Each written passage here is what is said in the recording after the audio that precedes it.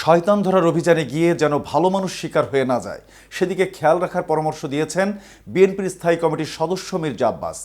মঙ্গলবার বিকেলে রাজধানীর মুগদায় বীরশ্রেষ্ঠ শহীদ মোস্তফা কামাল স্টেডিয়ামে রাষ্ট্র কাঠামো মেরামতে বিএনপির ৩১ দফা সংস্কার কর্মসূচি ও জনসম্পৃক্ততা শীর্ষক কর্মশালায় এই পরামর্শ দেন তিনি।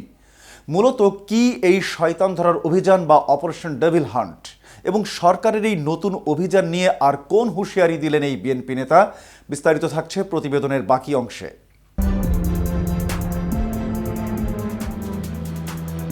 মির্জা আব্বাস বলেন, সংস্কার সংস্কার বলে একদল পাগল হয়ে যাচ্ছে। সংস্কার চলমান আর উন্নয়ন একটা প্রক্রিয়া, এটা চলতেই থাকে। কোনো কাজ ঘোষণা দিয়ে দেরি করা ঠিক না, তাই যা সংস্কার দরকার তা করে ফেলতে হবে। নির্বাচনের সম্ভাব্য সময় জানানোয় প্রধান উপদেষ্টা ডক্টর মোহাম্মদ ইউনূসকে ধন্যবাদ জানিয়ে তিনি বলেন, কোনো চক্রান্ত না থাকলে ডিসেম্বরের মধ্যেই দেশে নির্বাচন হবে, যার ফলে দেশের জনগণ তাদের পছন্দ দল ও প্রার্থীকে ভোট দিতে পারবে। স্থানীয় সরকার নির্বাচন সংসদ নির্বাচনের পরে হবে উল্লেখ করে বিএনপির এই নেতা বলেন, আমরা আন্দোলন করেছি সংসদ নির্বাচনের জন্য, এর মধ্যে স্থানীয় নির্বাচনের কথা মাথায় আনা যাবে না, কারণ আওয়ামী লীগ গর্তের ভেতর মাথা লুকিয়ে রেখেছে। স্থানীয় সরকার নির্বাচনের সঙ্গে সঙ্গে তারা গর্ত থেকে মাথা বের করবে, তাই আওয়ামী লীগকে সেই সুযোগ দেওয়া যাবে না। মির্জা আব্বাস আরও বলেন, দেশে অশুভ শক্তির কোনো কার্যক্রম আমরা হতে দেব না। এই সরকারকে একটি সুষ্ঠু নির্বাচন করার জন্য সার্বিক সহযোগিতা দিয়ে যাব। যারা বানচালের চেষ্টা করবেন তারা সঠিক জবাব পেয়ে যাবে। অপারেশন ডেভিল হান্ট ইস্যুতে তিনি বলেন, শয়তান শিকারের জন্য অভিযান শুরু হয়েছে।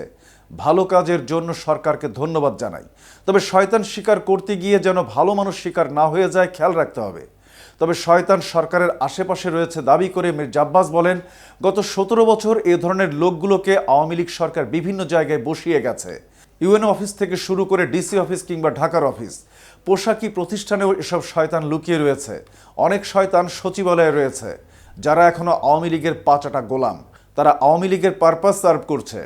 অন্তর্বর্তী সরকারকে তারা ভিন্ন পথে প্ররোচিত করার চেষ্টা চালিয়ে যাচ্ছে, তাদের দিকে নজর দিতে হবে।